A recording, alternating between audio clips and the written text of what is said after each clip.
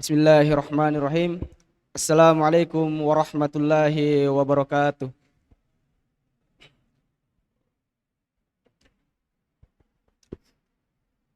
Alhamdulillahi bini'matihi tatimmus salihat. Wassalatu wassalamu ala nabi al-mu'ayyad bil mu'jizat wa ala alihi wa sahbihi madamatil ardu was samawat.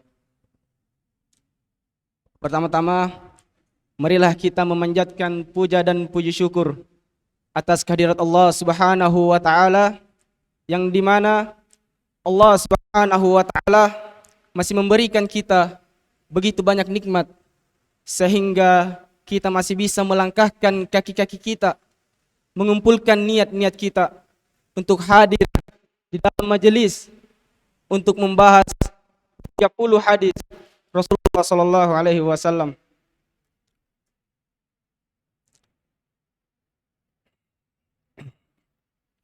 Untuk mengefisienkan waktu, sekiranya sebelum kita memasuki materi yang akan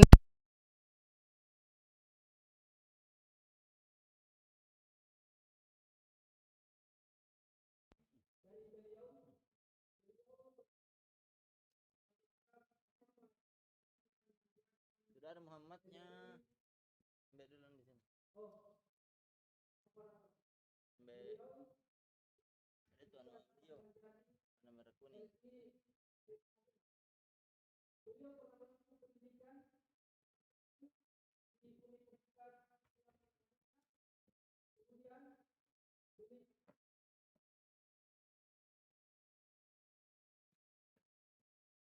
Waktu jam terpanjang. Apa ya?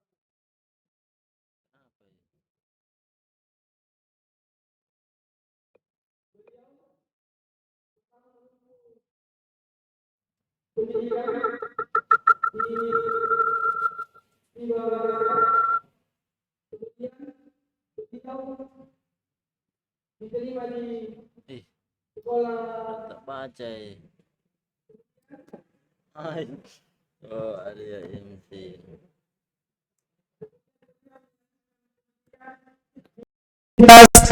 Islam Madinah.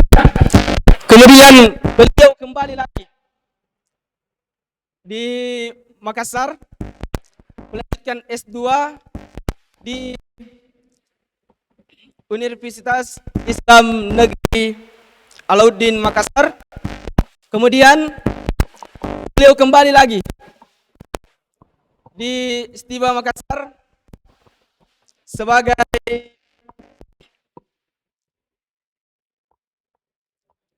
kepala bagian pengembangan bahasa Setiba Makassar.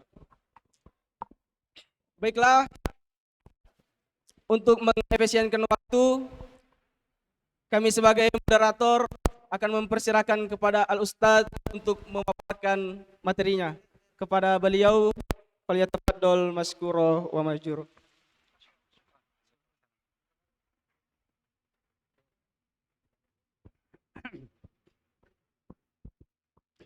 Bismillah. Assalamualaikum warahmatullahi wabarakatuh. Innal hamdalillah nahmaduhu wa nasta'inuhu wa nastaghfiruhu wa na'udzu billahi min shururi anfusina wa min sayyiati a'malina. May yahdihillahu fala mudilla lahu wa may yudlil fala hadiya lahu. Asyhadu an la ilaha illallah wahdahu la syarika lah wa asyhadu anna Muhammadan 'abduhu wa rasuluhu la nabiyya wa la rasula ba'dah. Ikhwas sekalian yang sama dirahmati Allah Subhanahu wa taala, pada sore hari ini dengan izin Allah dan taufiknya, alhamdulillah kita bisa berduduk bermajelis bersama-sama dalam rangka membahas hadis-hadis Nabi sallallahu alaihi wasallam yang dituliskan oleh Al-Imam Ibnu Hajar Al-Asqalani, Muhammad bin Ali bin Hajar Al-Asqalani rahimahullahu taala, yang wafat di tahun 852 Hijriyah di kota Mesir, orang Mesir aslinya Ibnu Hajar Al-Asqalani rahimahullahu taala. Dalam kitabnya yang beliau beri judul dengan Bulughul Maram min Adillatil Ahkam, di bab yang terakhir dituliskan Kitabul Jami'. Bab terakhir dari Bulughul Maram namanya Kitabul Jami'. Pada hari ini insyaallah secara ringkas kita bahas 30 hadis Kitabul Jami' dari hadis-hadis yang kita hafalkan di dalam tarbiyah kita. Mudah-mudahan ikhwah sekalian bisa mengambil manfaatnya dan bisa mengamalkannya dalam kehidupannya, karena hadis Kitabul Jami' berkaitan dengan hadis-hadis tentang akhlak dan adab sehari-hari yang kita lalui. Metodenya ayuhal ikhwah, ada ikhwah yang baca, khairul, insyaallah. Ada ikhwah yang baca satu hadis, kemudian kita langsung masuk dalam penjelasan hadisnya. Penjelasan hadisnya secara singkat saja, yaitu kita bahas tentang seorang sahabat periwayat hadis secara singkat, biografinya.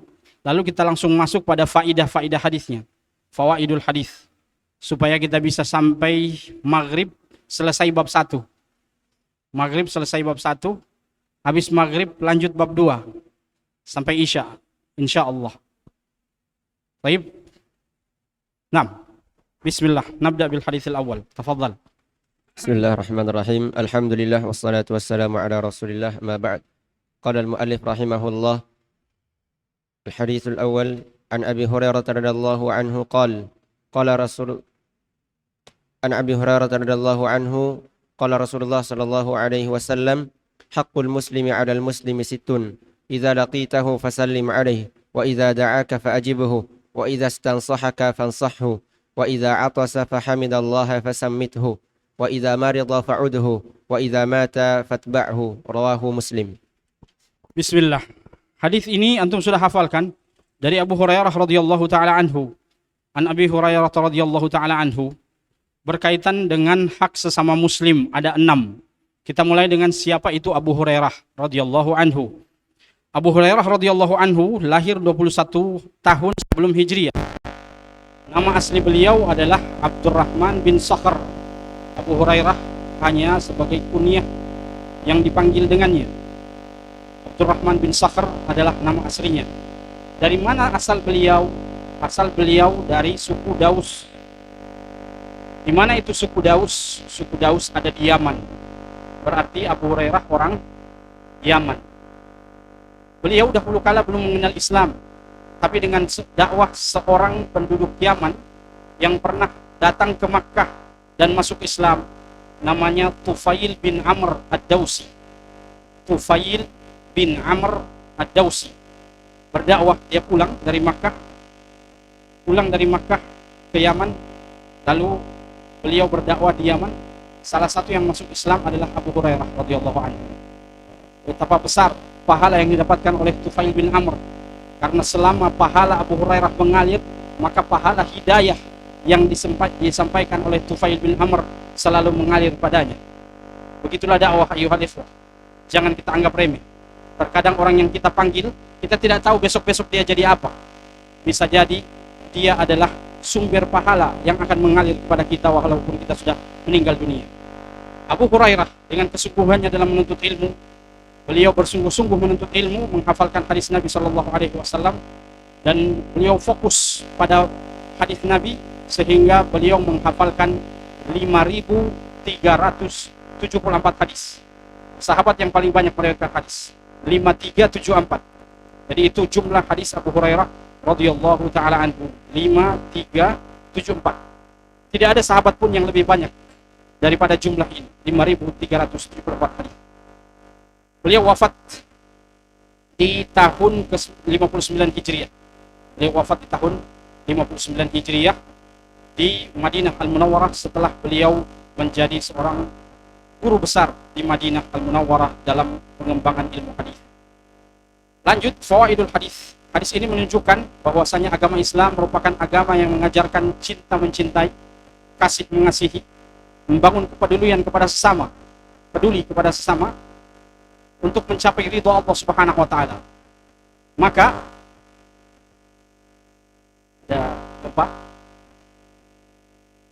Ada orang kayaknya di atas. Oh, anak-anak. Ya. Suruh turun dulu. Nah, untuk mencapai tujuan itu, cinta mencintai, kasih mengasihi, hormat menghormati, maka Islam memberikan jalan untuk itu. Apa jalannya? Hakul muslim alal muslimi sittun.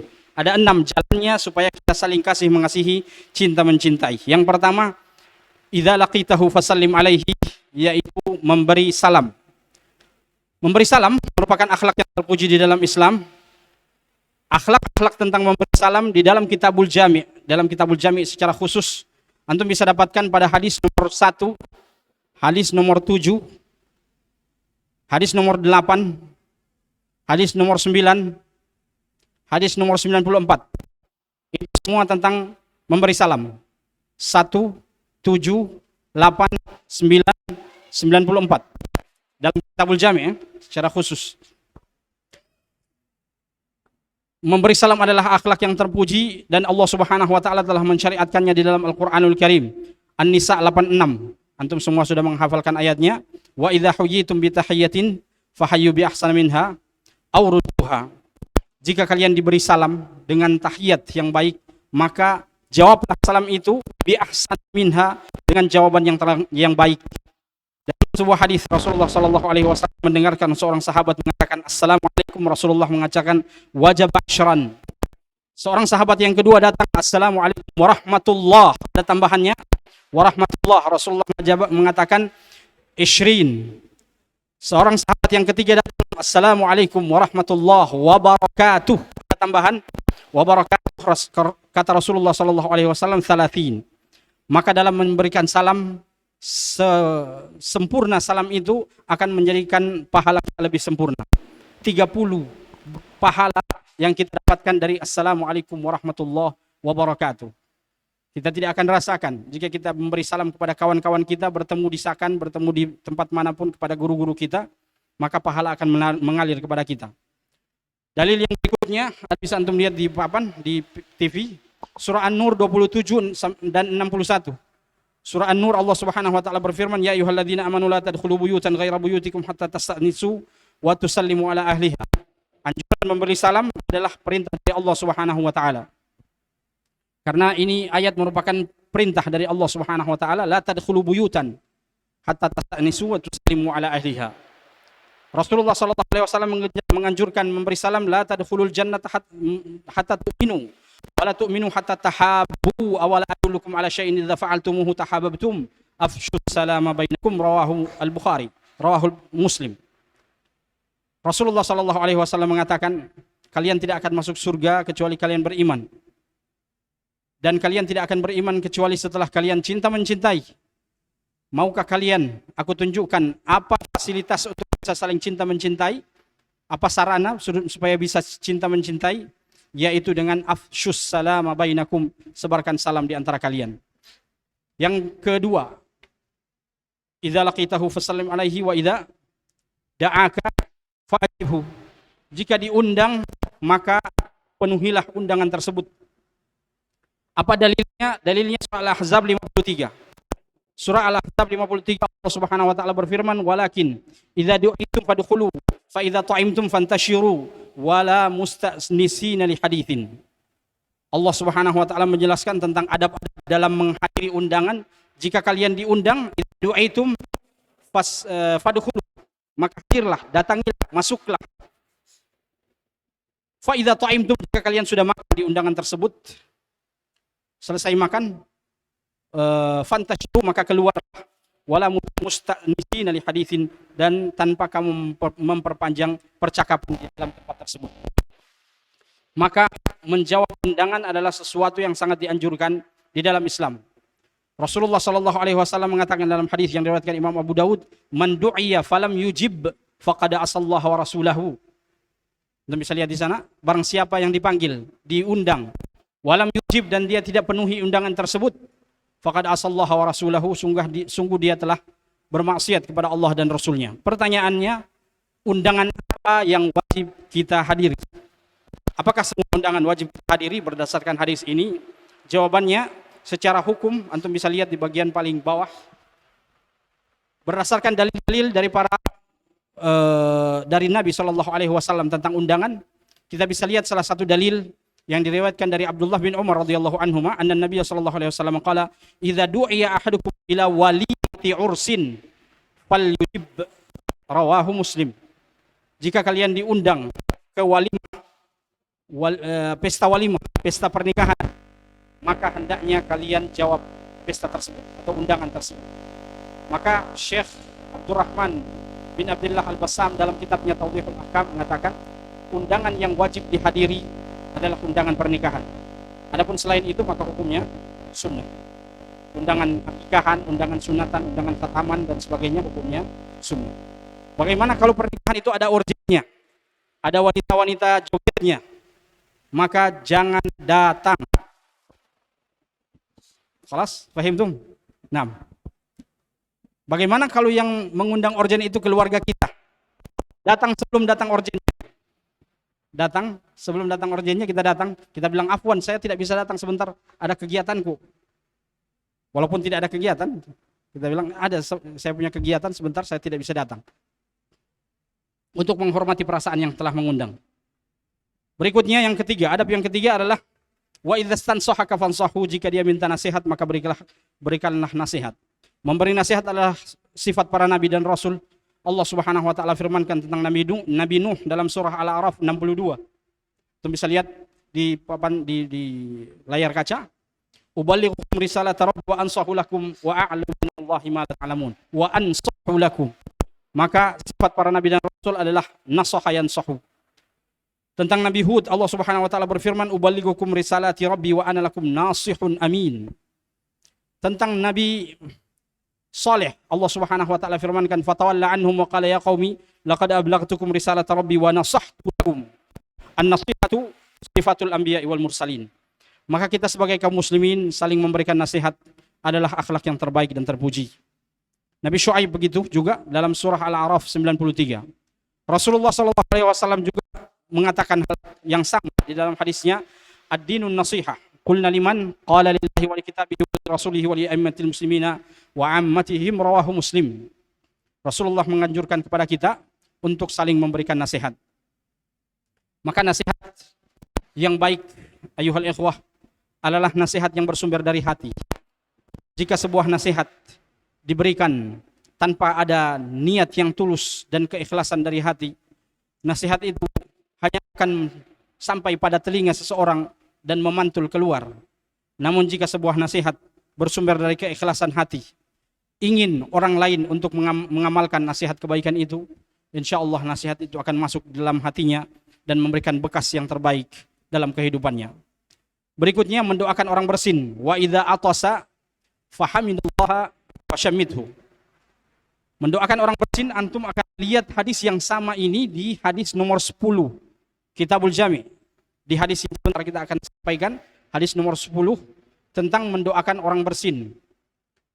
Mendoakan orang bersin merupakan kebaikan bagi orang yang bersinnya dan orang yang memberi doa bagi orang yang bersin. Karena sama-sama dalam dua doa itu terkandung doa-doa kebaikan. Orang yang bersin ketika dia mengucapkan alhamdulillah, maka kita yang mendengarkan mengatakan yarhamukallah. Lalu dia mengatakan yahdikumullah wa yuslih balakum.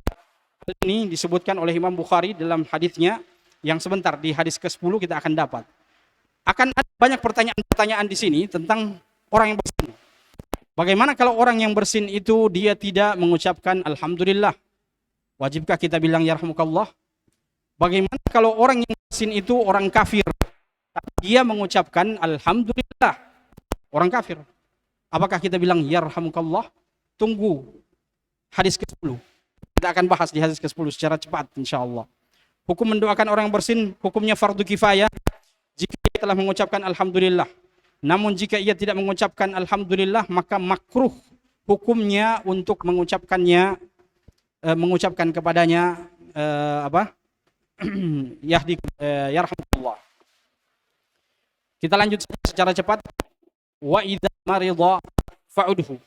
Menjenguk orang sakit. Menjenguk orang sakit adalah salah satu syariat dari syariat yang dianjurkan di dalam Islam.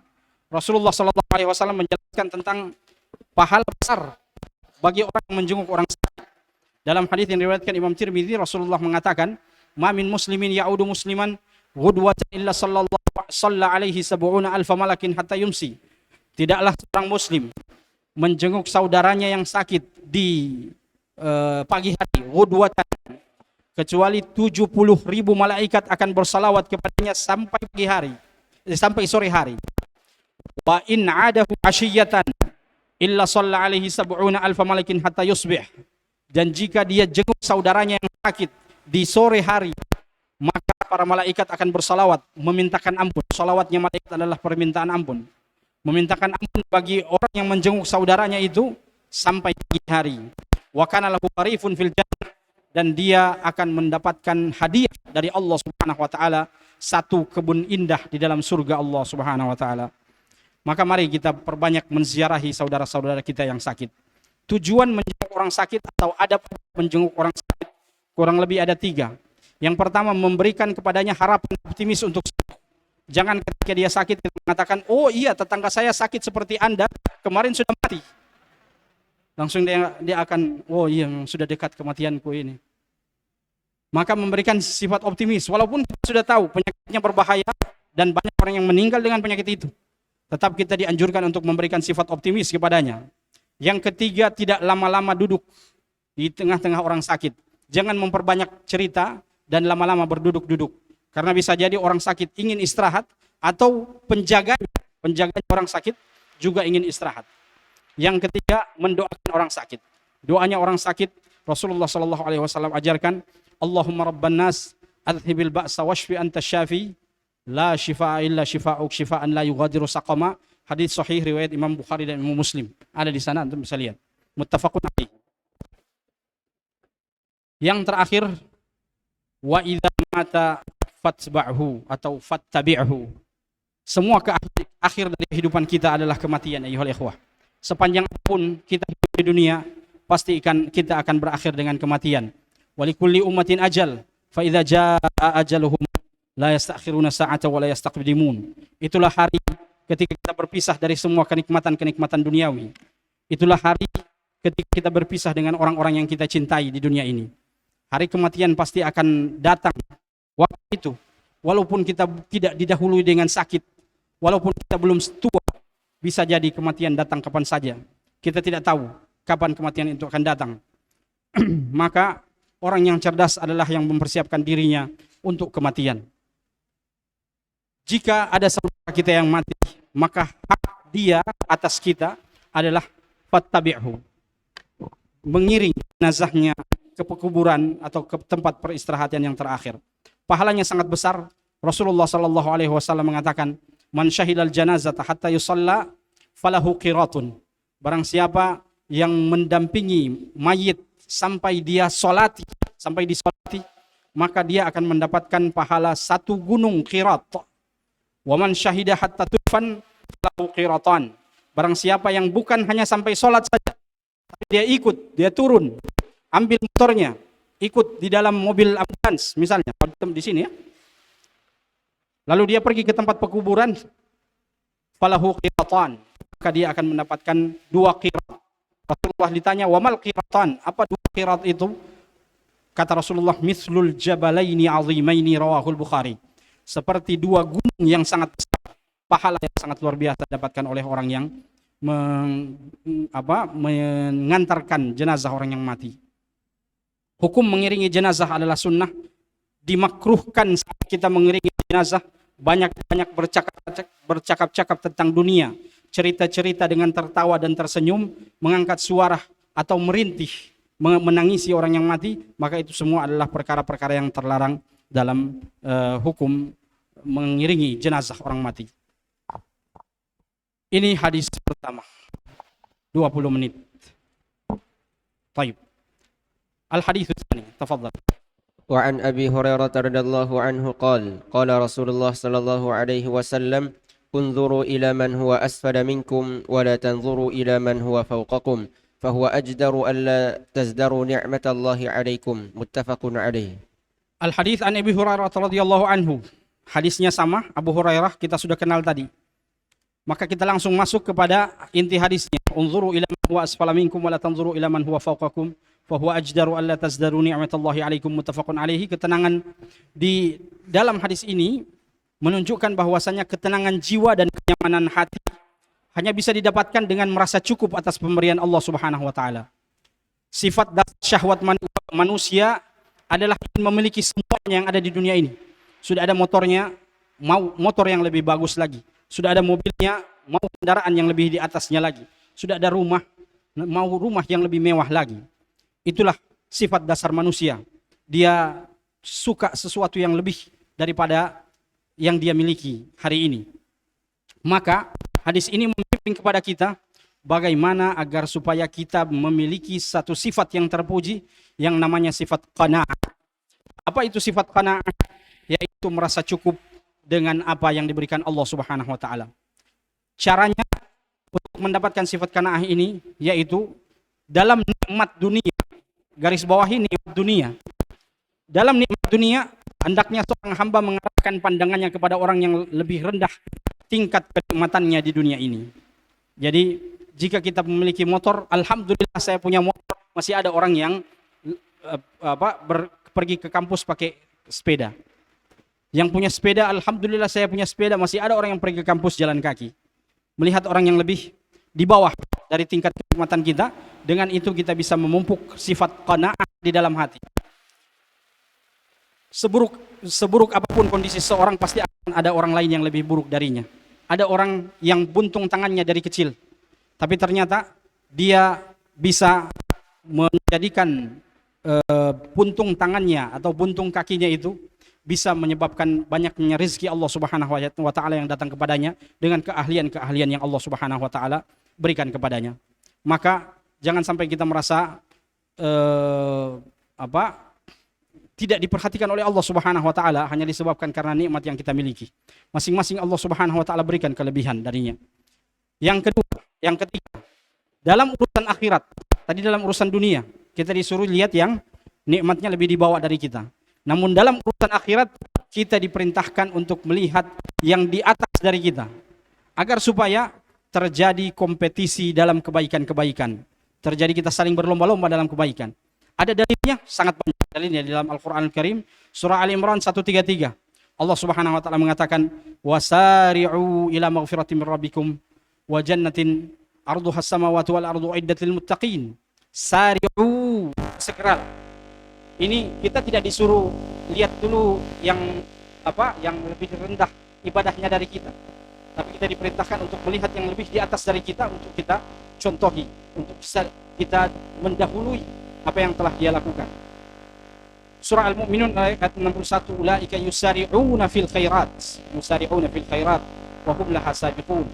Maka bersegera, fafirru ila Allah inna lakum minhu nadhirun mubin. Fafirru, berlarilah kalian ke jalan Allah Subhanahu wa taala, kepada ampunan Allah Subhanahu wa taala. Ini menunjukkan bahwasanya dalam urusan akhirat kita diperintahkan untuk bercepat-cepat.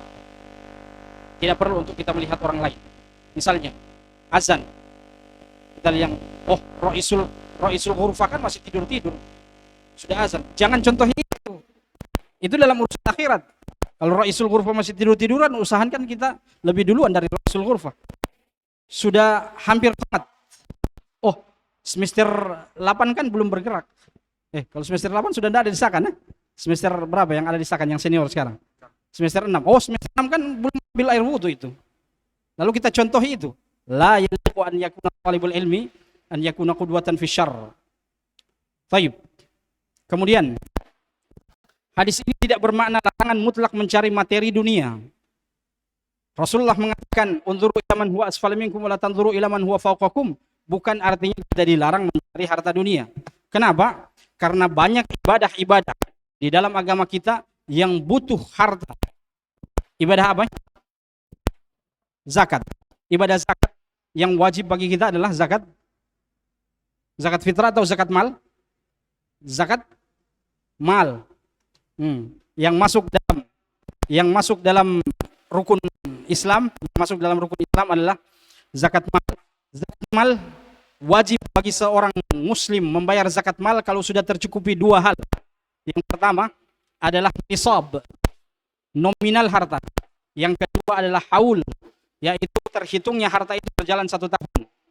Nominal harta bagi seorang yang memiliki nisab, maka para ulama menjelaskan dia harus memiliki harta senilai 85 gram emas.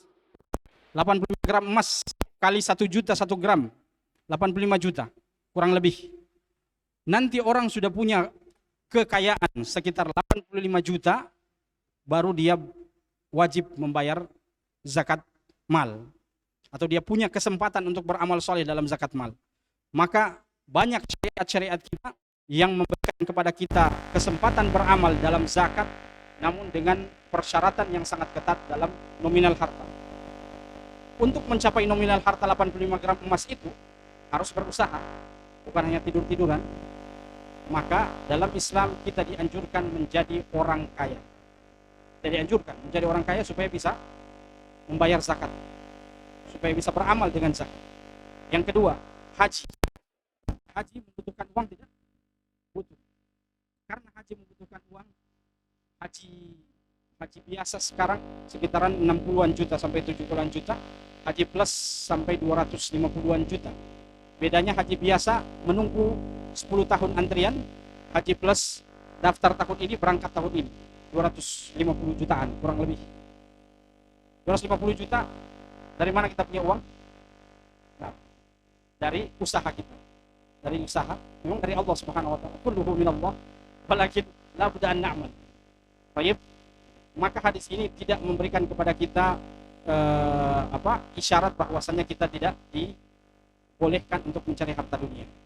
Begitulah Rasulullah SAW dan para sahabatnya, sahabat-sahabat Rasulullah SAW, mereka adalah orang-orang kaya. Banyak di antara mereka orang-orang kaya, Utsman bin Affan, Abdurrahman bin Auf, Abu Bakar As-Siddiq dan yang lainnya. Wallahu ta'ala a'la wa a'lam. Hadis nomor 3.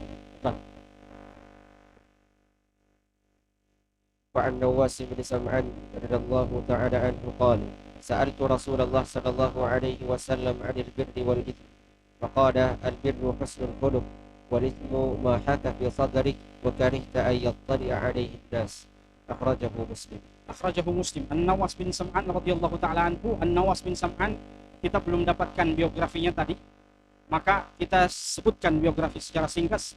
An-Nawas bin Sam'an adalah seorang sahabat Nabi yang berasal dari Syam. Di mana Syam sekarang? Palestina. Syam sekarang adalah Palestina, Suriah, Lebanon. Dia dan ayahnya tergolong sahabat Nabi, An-Nawas dan As-Sam'an. Maka boleh kita katakan An-Nawas bin Sam'an radhiyallahu anhuma, karena mereka adalah dua sahabat Nabi. Hanya saja biografi Nawas dan bapaknya ini sangat sedikit dalam biografi para ulama. Tahun lahirnya, tahun wafatnya pun tidak diketahui. Hanya namanya berada di dalam biografi para sahabat Nabi. Wallahu ta'ala alam. Tentang yang lainnya, wallahu a'lam. Tapi beliau adalah periwayat hadis dari kalangan sahabat Nabi. Kita masuk dalam fawaid hadis. Rasulullah mengatakan ketika ditanya, Nawas bin Sam'an bertanya kepada Rasulullah sallallahu alaihi wasallam, "Sa'altu Rasulullah sallallahu alaihi wasallam 'anil birri wal itsmi." Aku bertanya kepada Rasulullah sallallahu alaihi wasallam tentang kebaikan dan dosa. Ini menunjukkan bahwasannya para sahabat Nabi mereka adalah murid-murid terbaik Rasulullah. Apa yang tidak dipaham ditanya. Maka bertanya adalah pintu ilmu. Jangan malu. Untuk mendapatkan satu ilmu, seorang thalibul ilmu harus bertanya. Imam Abu Dawud An-Naisaburi memiliki satu buku besar dalam satu jilid. Isinya adalah Su'alat Al-Imam Ahmad. Pertanyaan-pertanyaan yang pernah saya sampaikan kepada Imam Ahmad, kata Abu Dawud Al-Sijistani, pengarang kitab Sunan Nabi Daud. Pertanyaannya satu jilid. Antum, pertanyaan antum biasa satu kertas, itu pun sobekan di ujung. Nah, bukan antum, sebagian kaum muslimin di dunia ini. Nah, dia sudah sobek itu kertas di ujung, baru tanya, Ustaz, apa hukumnya ini? Abu Dawud Al-Sijistani menulis pertanyaan-pertanyaannya sudah kurang lebih setengah jilid lah pertanyaannya. Baru dia mulai tanyakan satu-satu kepada Imam Ahmad. Imam Ahmad mulai jawab, ditulis semua jawabannya jadi satu jilid. Berarti pertanyaannya sudah dirumus dari Stakan atau belum? Sudah dirumuskan dari rumahnya. Dia sudah tulis. Apa yang saya mau tanyakan? Kita tidak ada punya pertanyaan karena kita kurang membaca. Apa yang kita mau tanyakan kalau tidak ada di dalam otak ini yang mau ditanyakan? Sahih? Kalau kita banyak membaca, targetkan dalam satu hari berapa halaman kita selesaikan, maka akan banyak pertanyaan di dalam halaman-halaman itu yang bisa kita tulis untuk kita sampaikan kepada guru yang kita yakini keilmuannya untuk bertanya kepadanya. Maka kata sahabat Sa'altu Rasulullah sallallahu alaihi wasallam menunjukkan akan himmatun aliyah dalam thalab ilmi. Bertanya adalah pintu gerbang keilmuan. Dia bertanya tentang albirri wal ithmi. Wahai Rasulullah, jelaskan kepada aku apa itu kebaikan, apa itu dosa.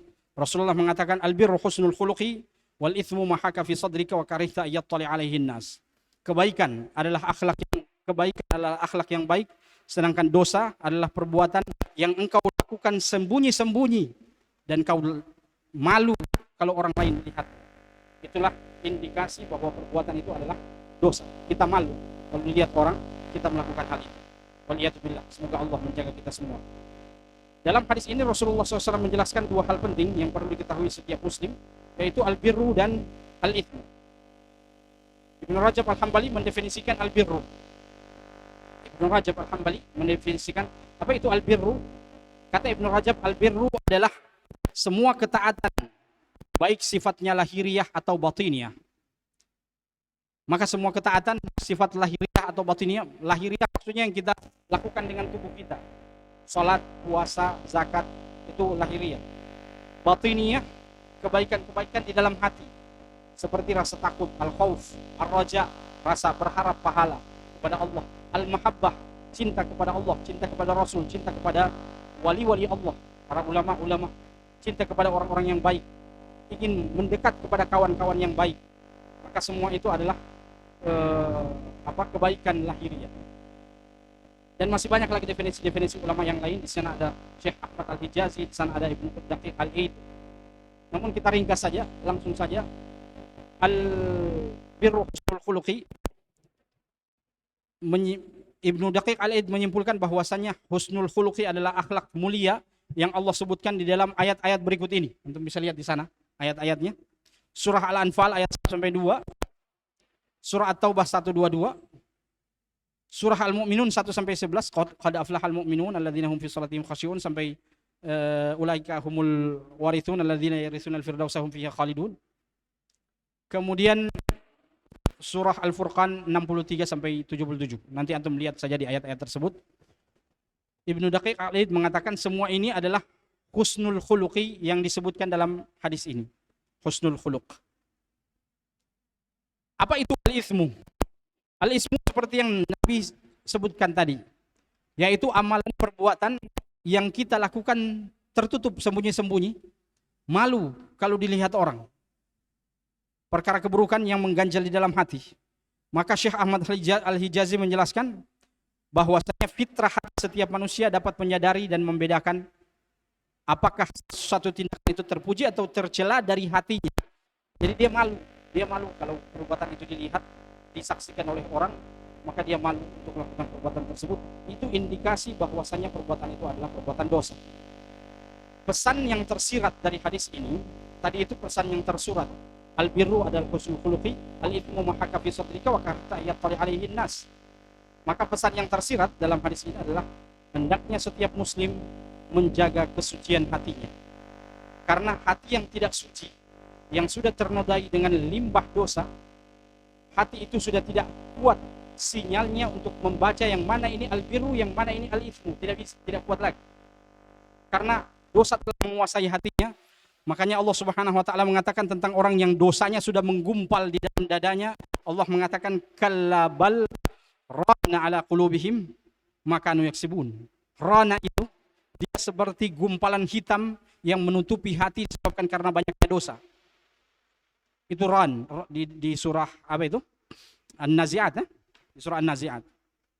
Maka berhati-hati dari setiap dosa, jangan sampai dosa itu menyelimuti hati kita. Dan itu yang Rasulullah SAW sabdakan, dan bisa lihat dalam hadisnya riwayat Imam Tirmidzi. Innal mu'mina idza aznaba dzamban kanat nuktatun sauda fi qalbihi. Jika seorang mukmin berdosa, maka satu titik hitam akan tertetes ke dalam hatinya. Fa in taba wa nazza wastaghfara suqila qalbuhu. Jika dia bertobat, istighfar, minta ampun kepada Allah, maka Allah akan bersihkan lagi hatinya. Wa fa in zadat, jika dia menambah dosa itu, maka bertambahlah titik-titik hitam tadi. Fadzalikar ran, itulah ar-ran alladzi qala dzakarahu Allah taala fi kitabih, yang Allah firmankan dalam kitabnya, surah Al-Mutaffifin, afwan. Dalam surah Al-Mutaffifin, kalla bal rana ala qulubihim ma kanu yaksibun. Sekali-kali tidak, itulah ran, penutup terhadap hati-hati yang telah tergiur dalam dosa-dosa, limbahan dosa. Wal iyadu billah. Maka pesan dari hadis ini, kita bisa menimbang mana itu albirru, mana itu al-ithmu dengan hati yang suci, hati yang bersih. Hati yang suci dan bersih harus dijaga dari semua perbuatan-perbuatan dosa. Hendaknya setiap muslim membiasakan diri untuk melakukan albirru, beragam jenis ketaatan, karena hal itu dapat memudahkan untuk mencapai kebaikan husnul khuluqi. Al-ithmu biasa diartikan dengan makna dosa. Dalam syariat Islam, dosa-dosa kita dibagi menjadi dua, ada dosa besar, ada dosa kecil. Dosa-dosa besar antum bisa dapatkan penjelasannya dalam kitab-kitab kabair. Antum bisa lihat beberapa kitab-kitab yang bisa jadi rujukan dalam Al-Kabair. Al-Kabair karya Imam Az-Zahabi. Ada Az-Zawajir an Iqtirafil Kabair karya Imam Ibnu Hajar Al-Haytami. Kitab Al-Kabair karya Muhammad bin Abdul Wahhab, dan kitab Al-Kabair karya Al-Badriji. Bisa antum lihat di sana. Judul-judulnya Al-Kabair. Alhamdulillah, hadis ketiga selesai. Hadis keempat, tafadhal. وعن ابن مسعود رضي الله تعالى عنه قال قال رسول الله صلى الله عليه وسلم إذا كنتم ثلاثة فلا يتناجى اثنان دون الآخر حتى تختلطوا بالناس من أجل أن ذلك يحزنه متفق عليه واللفظ لمسلم. Hadis dari Abdullah bin Mas'ud radhiyallahu taala anhu. Siapa dia Abdullah bin Mas'ud? Abdullah bin Mas'ud radhiyallahu taala anhu, beliau berasal dari bangsa Hudhal, suku Hudhal. Abdullah bin Mas'ud al-Hudhali. Beliau biasa dikenal dengan Ibnu Ummi Abdin, nama kunyahnya Ibnu Ummi Abdin. Beliau termasuk as-sabiqun al-awwalun. Dalam kitab biografi para sahabat, Al-Isabah fi Tamyiz as-Sahaba. Al-Isabah fi Tamyiz as-Sahaba disebutkan bahwasannya Abdullah bin Mas'ud mengatakan, ana sadisus sittah fil Islam. Ana sadisus sittah, aku adalah orang ke-6 masuk Islam. Dalam hitungan urutan orang yang masuk Islam, maka aku adalah orang ke-6 masuk Islam. Dahulu kala Abdullah bin Mas'ud adalah penggembala kambing yang dimiliki oleh Uqbah bin Abi Mu'ayth. Beliau di Makkah, tinggal di Makkah, tapi tidak termasuk dari hamba saya. Beliau orang merdeka, hanya beliau adalah orang yang miskin. Masuk Islam, setelah beliau masuk Islam, banyak manfaat-manfaat yang telah didapatkan dari Rasulullah SAW, sehingga Abdullah bin Mas'ud al-Hudhali menjadi seorang sahabat yang sangat disegani di kalangan para sahabat dengan keilmuannya. Beliau dikenal dengan seorang mufassir, ahlu tafsir. Rasulullah mengatakan, man ahabba liya'khudhal Qur'ana itran kama unzil. Barang siapa yang ingin mengambil Al-Quran masih hangat sebagaimana diturunkan pertama, falyaqra ala Ibni Ummi Abdin. Hendaknya dia belajar kepada Ibnu Ummi Abdin, yaitu Abdullah bin Mas'ud radhiyallahu taala anhu. Abdullah bin Mas'ud radhiyallahu anhu juga termasuk orang ketiga yang membunuh siapa? Di perang Badar, Abu Jahal. Abu Jahal dibunuh oleh 3 orang. Yang pertama adalah 2 anak remaja, Ibna Afra. Nama mereka Ibna Afra, 2 anak Afra. Dan mereka hanya sempat memotong bagian kaki Abu Jahal. Karena dikatakan Abu Jahal postur tubuhnya besar, tinggi. Sementara yang menyabet kakinya hanya dua orang anak kecil. Masih SMP kira-kira umurnya mereka. 15 tahun, 16 tahun. Belum mati. Nanti Abdullah bin Mas'ud yang selesaikan. Sudah terkapar. Abdullah bin Mas'ud yang eksekusi terakhir. Baik. Hadis ini, ayuhal ikhwah, idza kuntum thalathatan fala yatanajathnani dunal akhar fa inna dzalika yuhzinuhu, menunjukkan bahwasannya kita di dalam Islam dianjurkan untuk menjaga perasaan orang. Di dalam Islam kita diberitahukan untuk menjaga perasaan orang. Karena jika kita berbisik-bisik antara 2 kawan, sementara kawan yang ketiga tidak diajak dalam pembicaraan kita, Rasulullah mengatakan fa inna dzalika yuhzinuhu. Hal itu bisa menjadikan dia tersinggung, bisa menjadikan dia tidak enak bersama dengan dua orang yang berbisik-bisik tadi. Maka di dalam Islam menjaga kenyamanan perasaan orang lain merupakan sesuatu akhlak yang sangat mulia. Apalagi kita tinggal di Sakan, tinggal di asrama, menghormati perasaan orang lain sangat harus dikedepankan. Mengambil makanan dalam jadwal ambil makan. Biasanya ada juga ikhwah-ikhwah kita yang pemalas. Sudah datang waktunya, tapi dia sengaja tiduran, masih tidur. Atau sudah waktunya, tapi dia masih di luar. Maka kita yang disuruh oleh Raisul Ghurfah, ya akhi, khudh. Lalu kita bilang, khalas, ana anifan akhadtu. Tapi kita harus berkorban perasaan untuk menghormati perasaan orang lain, dan itu insya Allah ada pahalanya. Dalam mengorbankan perasaan kita, ada pahalanya. Agar tercipta persaudaraan yang baik di antara kita, maka berburuk sangka di dalam Islam ditutup rapat-rapat pintunya. Bagaimana cara menutup rapat-rapat? Sampai Rasulullah mengatakan berbisik-bisik antara dua orang itu dilarang di dalam Islam jika orang ketiga tidak diikut sertakan dalam pembicaraan kita. Itu tujuannya untuk menjaga persaudaraan di antara kaum muslimin.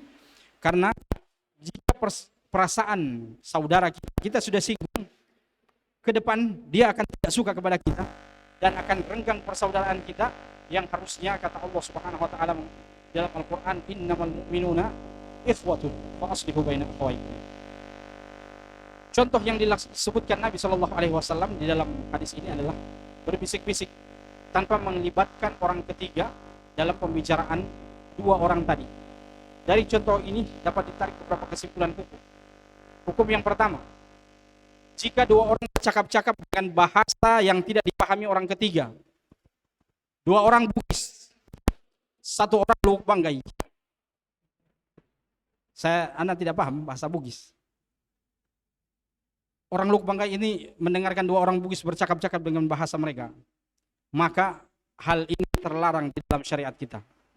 Hal ini terlarang dalam agama kita karena tidak melibatkan orang lain dalam pembicaraan dengan bahasa yang tidak diketahui orang ketiga. Bagaimana dengan bahasa Arab?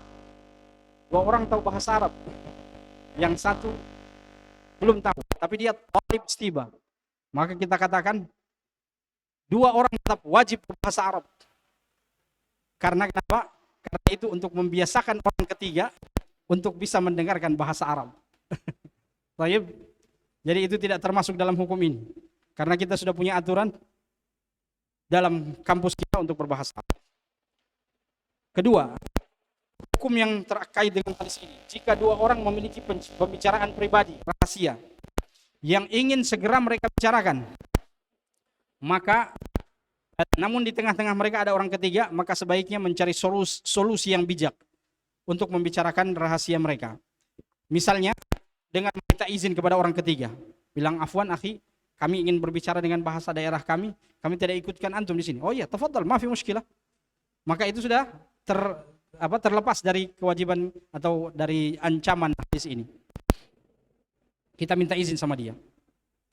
Kemudian yang berikutnya, pembicaraan yang tidak membahas aib seseorang. Di dalam hadis ini kan Rasulullah tidak berbicara dua orang itu membahas aib orang ketiga, kan tidak ya? Jika di dalam hadis ini tidak membahas tentang aib orang ketiga saja dilarang, kita bicara dua orang dengan bahasa yang tidak dipahami orang ketiga. Kita bukan bicarakan orang ketiga ini, kita bicarakan tentang kampung kita. Itu saja dilarang. Apalagi kalau kita berbisik-bisik pakai bahasa daerah, bicarakan orang yang ada di sekitar di samping kita. Maka itu lebih terlarang. Yang terakhir, di zaman kita sekarang ayuhal ikhwah, kita tidak butuh orang ketiga untuk menjadikan orang kedua orang tersebut tersinggung. Tapi HP yang ada di tangan kita bisa menjadi orang kedua antara kita dengan orang yang tersinggung itu. Ketika kita berduaan atau ketika kita bersama dengan kawan kita, lalu kawan kita ajak kita berbicara tapi kita asik main HP. Dia bilang, iya begitu, iya begitu sudah. Kita asik dalam HP-nya kita, maka HP itu sudah menjadikan kita orang pertama, HP orang kedua, dan menjadikan orang ketiga itu tersinggung. Dan ini yang terjadi di kalangan sebagian tulab kita, ketika pulang kampung, orang tuanya rindu rindu untuk berjumpa dengan anak-anaknya, ingin berbagi pengalaman-pengalaman yang mereka dapatkan di Makassar, di Stiba Makassar. Tapi ternyata sampai di kampung lebih banyak dia pegang HP di hadapan ibu bapaknya daripada bercerita-cerita dengan mereka. Maka HP di zaman kita sekarang bisa termasuk dalam ancaman hadis ini. Wallahu taala a'lam. Tafadhal. وعن ابن عمر رضي الله تعالى عنهما قال قال رسول الله صلى الله عليه وسلم لا يقيم الرجل من مجلسه ثم يجلس فيه ولكن تفسحوا وتوسعوا متفق عليه. Muttafaqun alaihi an Ibnu Umar radhiyallahu anhuma. Ibnu Umar radhiyallahu anhuma adalah anak dari Umar bin Khattab radhiyallahu anhu al-Adawi al-Qurashi. Abdullah bin Umar radhiyallahu taala anhuma, beliau adalah seorang sahabat yang tergolong junior, karena di perang Badar dan perang Uhud beliau tidak ikut perang. Dalam kisahnya, Abdullah bin Umar membawa pedangnya, ujung pedangnya sampai di tanah, sementara gagang pegangannya di atas tangannya. Berarti panjangnya pedang masih lebih tinggi daripada kakinya. Tapi berjalan ke hadapan Rasulullah SAW, minta untuk dimasukkan dalam barisan para mujahid fi sabilillah. Semangat luar biasa dari seorang Abdullah bin Umar radhiyallahu anhu harusnya kita contohi. Kita yang sudah besar-besar seperti ini, di dalam hati kita harus ada niat jihad fi sabilillah. Hari ini memang belum ada peperangan di Indonesia, tapi kekacauan demi kekacauan dalam Pilpres ini sudah mulai nampak dalam mata kita. Bisa jadi ketika terjadi kekacauan dan Islam membutuhkan pengorbanan, maka jihad fisabilillah harus berdiri, dan orang-orang yang belum meniatkan jihad di dalam hatinya akan lari dari medan perjuangan. Dahulu kala kita sudah punya pengalaman di Ambon, di Poso 1999, tahun 2000, disangka bahwa tidak ada mujahid di Indonesia.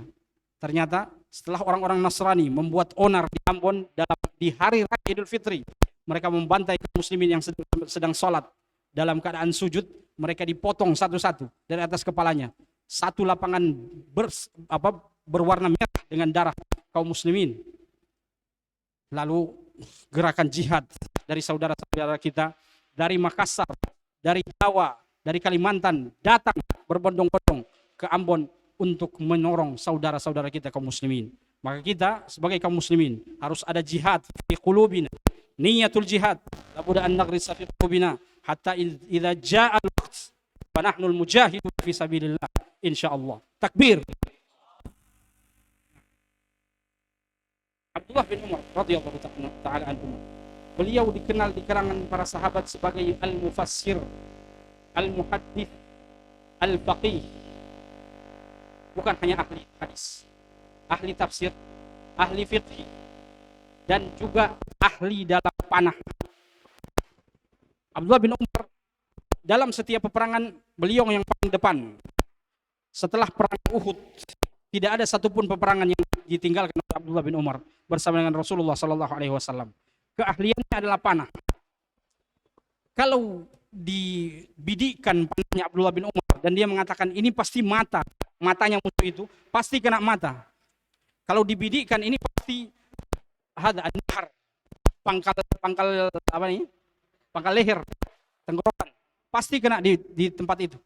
Saking ahlinya dalam memanah Abdullah bin Umar radhiyallahu taala anhuma, dan para ilmuwan mengatakan bahwasanya orang yang cerdas tembakan mereka pasti jitu. Orang yang cerdas tembakan mereka pasti jitu. Abdullah bin Umar termasuk sahabat Nabi yang paling banyak meriwayatkan hadis. Beliau meriwayatkan hadis 2637. 2637. Dan ini perlu antum catat bahwasanya hadis para sahabat di atas 1000 itu sudah terhitung dalam al-muktsirina fil hadis, orang yang paling banyak meriwayatkan hadis, al-muktsirina fil hadis. Baik, beliau wafat di tahun 79 Hijriah pada umur 83 tahun. Langsung masuk kepada hadisnya. Rasulullah mengatakan la yuqimur rajulur rajula min majlisihi tsumma yajlisu fihi walakin tafassahu wa tawassahu. Majlis dalam hadis ini la yuqimur rajulan min rajula min majlisihi. Majlis di dalam hadis ini majlis secara umum, majlis ilmu, majlis perkawinan, majlis akikahan, majlis sunatan dan yang lainnya. Kita dilarang untuk menyuruh orang yang sudah ada tempat duduknya, sudah duduk duluan, lalu kita bilang, berdiri, kau tidak boleh duduk di sini.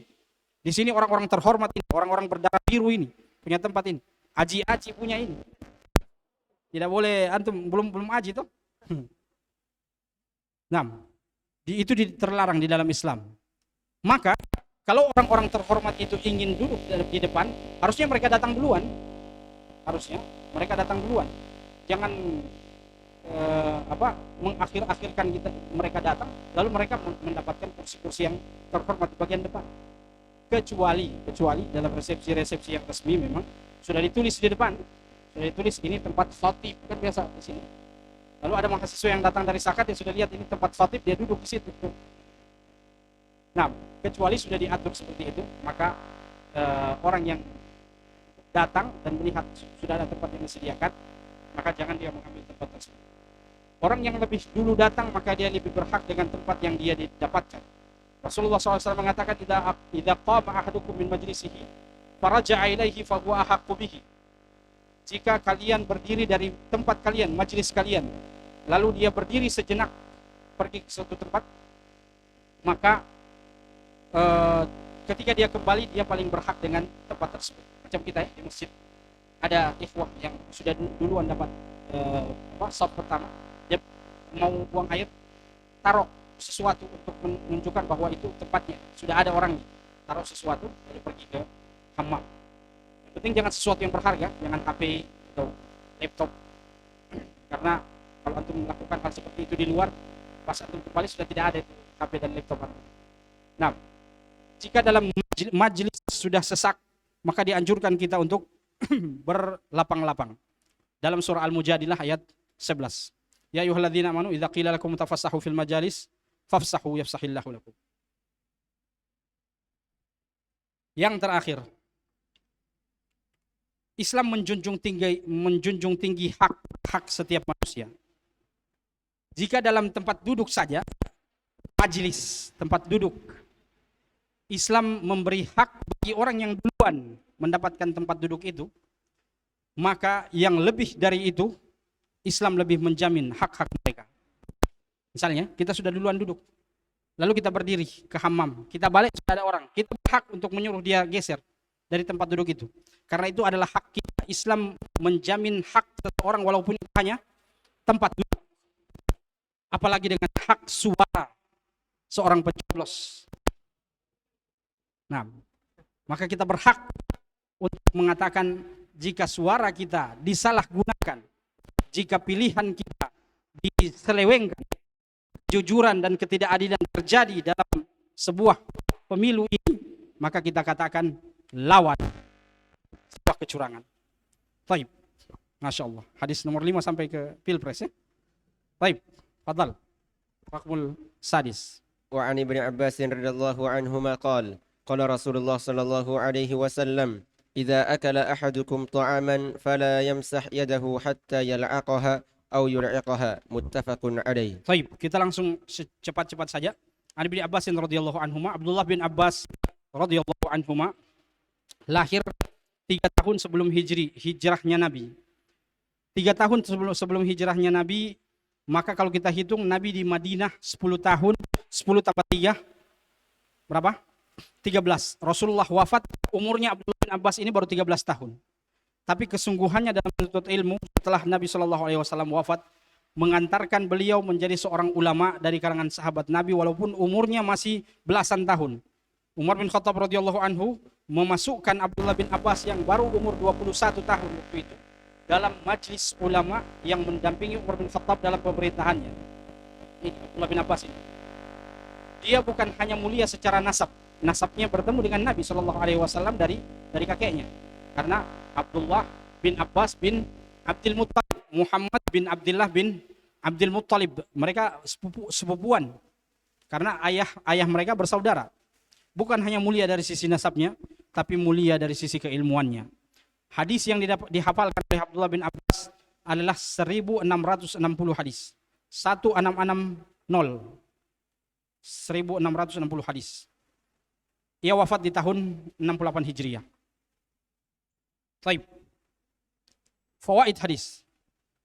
Dalam hadis ini Rasulullah SAW mengatakan, "Idza akala ahadukum ta'aman, fala yamsah yadahu hatta yaqaha aw yulqaha."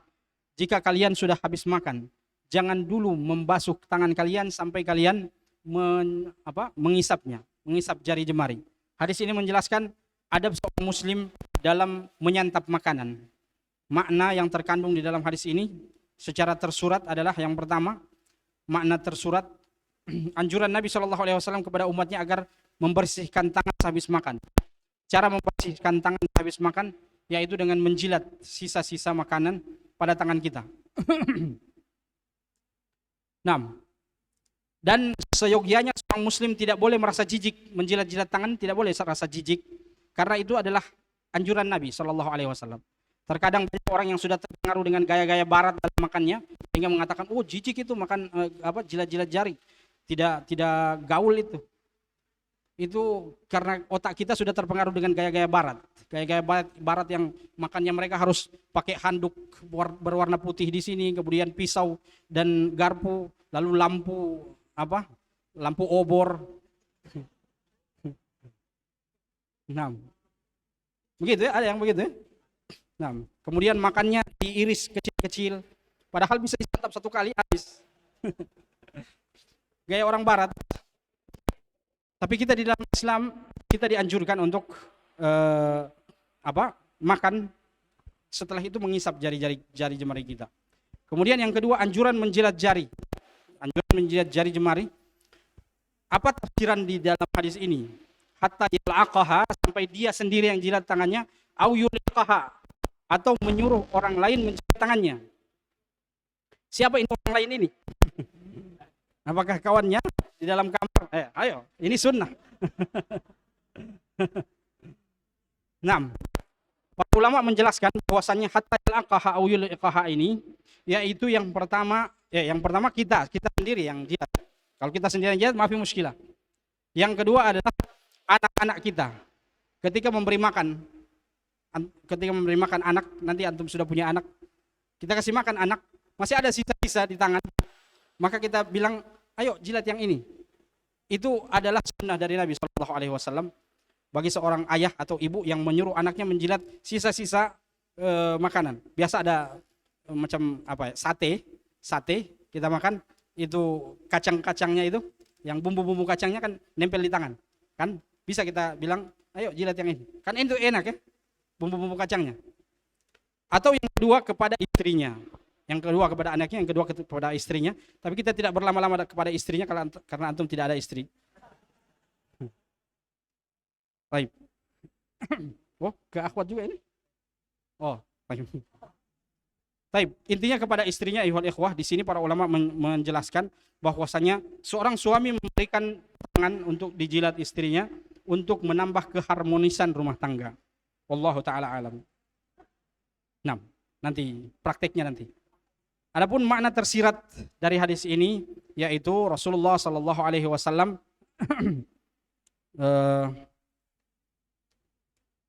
dalam makna tersirat dari hadis ini, fala yamsah yadahu, menunjukkan anjuran untuk cuci tangan.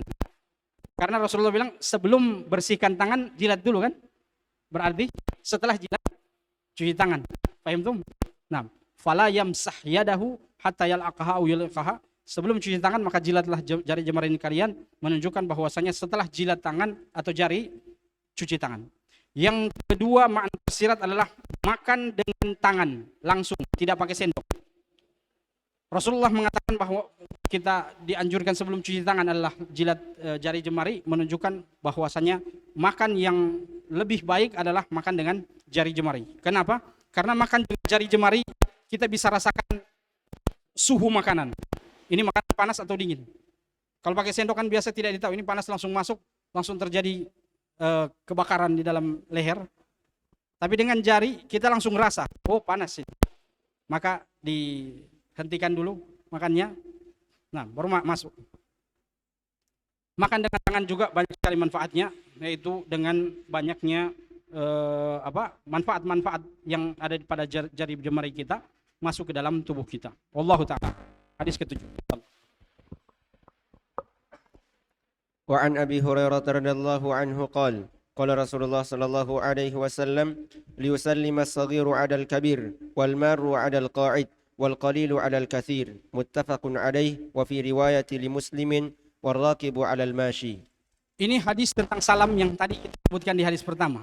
Hadis pertama kita bilang hadis yang membahas tentang salam di dalam kitab ini, yaitu hadis 1, nomor 1, hadis 7, 8, 9 dan hadis 94. Hadis membahas tentang salam dari Abu Hurairah sudah tadi.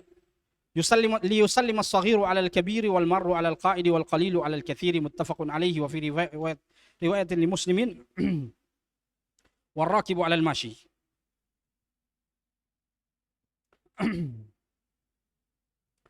Hadis ke-7 ini adalah salah satu hadis Kitabul Jami yang membahas tentang salam. Tata krama, sopan santun di dalam Islam untuk menjadikan seorang akhlak seorang manusia menjadi akhlak yang terpuji dalam kehidupan sosialnya sangat dianjurkan, yaitu dengan memberi salam kepada orang yang lebih di atas dari kita. Di sini Rasulullah SAW mengelompokkan manusia menjadi 4 kelompok. Jadi 4 kelompok. Bisa lihat di sana. Kelompok yang pertama adalah muda memberi salam kepada yang lebih tua. Yang muda memberi salam kepada yang lebih tua. Kenapa? Karena kedudukan orang yang lebih tua lebih terhormat. Mereka sudah banyak makan garam kehidupan. Mereka sudah banyak pengalaman mereka dalam kehidupan. Maka hendaknya yang muda memberi salam kepada yang lebih tua. Penghormatan seorang yang muda kepada yang lebih tua menunjukkan akan ketinggian kedewasaan seorang muda untuk memberikan penghormatan kepada yang lebih tua. Rasulullah mengatakan dalam hadis riwayat Imam Tirmidzi, untuk bisa lihat di sana di halaman paling bawah, qala Rasulullah SAW, laisa minna man lam yarham saghirana wa ya'rif syarafa kabirina. Tidaklah termasuk dari jalan hidayah kami, kata Rasulullah, orang yang tidak menyayangi orang yang lebih muda, anak kecil, dan tidak menghormati orang yang lebih tua. Menunjukkan bahwasanya memang anak yang lebih muda memberi salam kepada yang lebih tua. Kemudian orang yang lebih tua ini didahulukan oleh Nabi SAW untuk menjadi imam. Hadisnya bisa kita lihat, ya ummul qaum aqra'uhum li kitabillah wa aqdamuhum qira'atan fa in kanu fil qira'ati sawa falyaummahum aqdamuhum hijratan fa in kanu fil hijrati sawa falyaummahum akbaruhum sinnan. Jika mereka punya bacaan hafalan sama, maka yang berhak menjadi imam adalah yang paling bagus bacaannya. Jika hafalannya sama, 30 juz sama-sama. Namun jika bacaan mereka adalah sama atau kebaikan membaca mereka sama, maka hendaknya yang paling duluan hijrah, maksudnya yang paling banyak ilmunya, yang berhak menjadi imam. Namun kalau mereka sama-sama sama level keilmuannya, sama-sama mustawa sadis, fal yaummahum akbaruhum, hendaknya yang paling besar, yang paling tua. Ini menunjukkan bahwasannya mendahulukan orang tua sudah dianjurkan oleh Rasulullah Sallallahu Alaihi Wasallam. Kemudian secara singkat, Rasulullah Sallallahu Alaihi Wasallam mengatakan, yang berjalan al-marru alal qaid, yang berjalan memberi salam kepada yang duduk, wal qalilu alal katsir, yang sedikit kepada yang banyak, war rakibu alal mashi, orang yang berkendaraan kepada yang tidak berkendaraan atau yang berjalan. Beberapa hukum yang terkait dengannya. Bagaimana jika yang berjalan adalah seorang guru, 1 orang. Dia ketemu dengan murid-muridnya, 10 orang. Hadis ini mengatakan yang sedikit kepada yang banyak.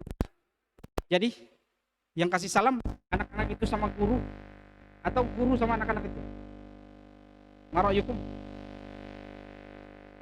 Murid-muridnya sama gurunya atau guru yang salam kepada murid-muridnya? Nah, dilihat itu anak-anak.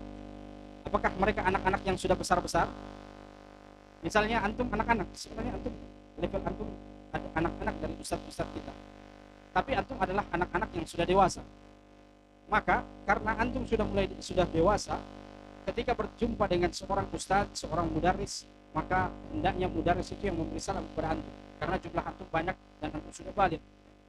Namun jika anak-anak itu adalah anak-anak SD, TK, Maka untuk mendidik perasaan hormat mereka kepada guru, hendaknya lebih afdalnya anak-anak yang masih kecil itu yang memberi salam kepada gurunya. Karena itu di dalamnya ada pendidikan penghormatan dari anak-anak kecil kepada yang lebih besar. Baik. Lanjut hadis ke 6 atau 8. Baik. وعن علي رضي الله تعالى عنه قال قال رسول الله صلى الله عليه وسلم يجزئ عن الجماعة إذا مروا أن يسلم أحدهم ويجزئ عن الجماعة أن يرد أحدهم رواه أحمد والبيهقي. Baik, hadis ini ayuhal ikhwah juga membahas tentang salam. Yujzi'u 'anil jamaah idza marru an yusallima ahaduhum. Boleh dari dua jamaah, dua kelompok, jika mereka bertatapan, salah satu di antara mereka yang memberi salam, tidak harus semua. Wa yujzi'u 'anil jamaah an yarudda ahaduhum. Dan yang diberi salam kelompoknya itu tidak harus mereka semua yang jawab, cukup satu saja. Tapi kalau mereka mau jawab semuanya, mafi muskilah. Baik, hadis ini dari sisi periwayatan, hadis ini adalah hadis yang dhaif. Hadis ini hadis dhaif. Dan dari 30 hadis yang kita bahas ini satu-satunya hadis dhaif di dalam periwayatan ini. Hadis ini hasan dari semua jalur periwayatannya. Antum bisa lihat di situ. Hasan dari semua jalur periwayatannya. Antum yang sudah pelajari mustalahul hadis, hadis ini sebenarnya asalnya dhaif, lalu dijadikan hasan, tapi hasannya adalah hasan li ghairihi. Ada jalur periwayatan, Anda sudah tulis ini, ada di situ. Coba antum lihat, bukan di luar. Anda sudah kirim sama Ustaz Ihsan. 6. Jadi gambar. Ya, hadza huwa. Oh, walakin shaghir. Mungkin naj'aluhu kabiran. Bisa dikasih balik begitu? Nah, itu dia. Baik, antum lihat periwayatan hadis tersebut.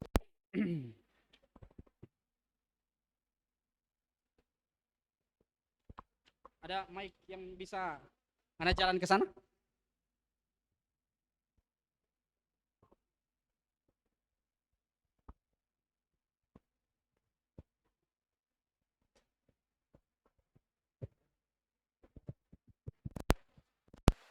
Baik. Yujzi'u 'anil jama'ati idza marru an yusallima ahaduhum. Hadis ini antum lihat di atas, yujzi'u 'anil jama'ati idza marru an yusallima ahaduhum wa yujzi'u 'anil julusi an yarudda ahaduhum, dari awal atas sana. Siapa yang mengatakan hadis itu? An-Nabi sallallahu alaihi wasallam. Nabi punya murid siapa? Sahabat. Dari kalangan sahabat siapa? Ali bin Abi Thalib. Bisa kasih besar itu Ali bin Abi Thalib supaya yang di belakang dapat lihat. Soalnya ini tidak bisa. Kita kasih besar. Baik. Dari kalangan sahabat Ali bin Abi Thalib radhiyallahu anhu. Di bawahnya Ali bin Abi Thalib, muridnya Ali bin Abi Thalib dari kalangan tabi'in yaitu Ubaidullah bin Abi Rafi.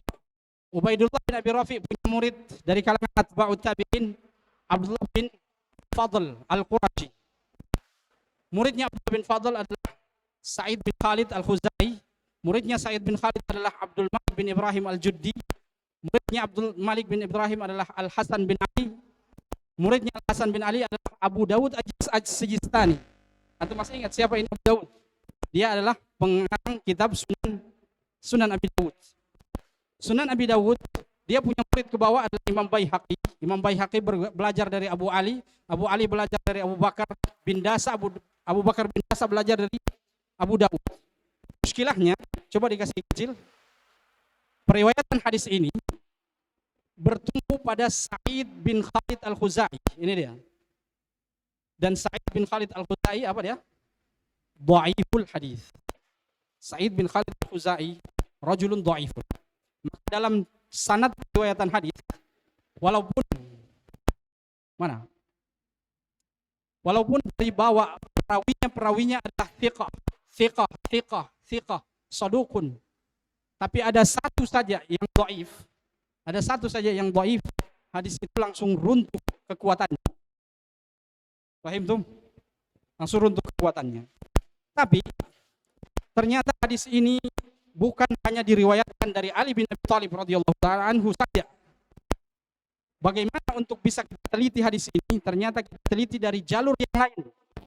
Jalur yang lain disebutkan oleh Imam Ibrahim bin Muhammad dalam kitabnya Manarus Sabil yang disyarah oleh Syekh Al-Albani dalam Irwaul Ghalil.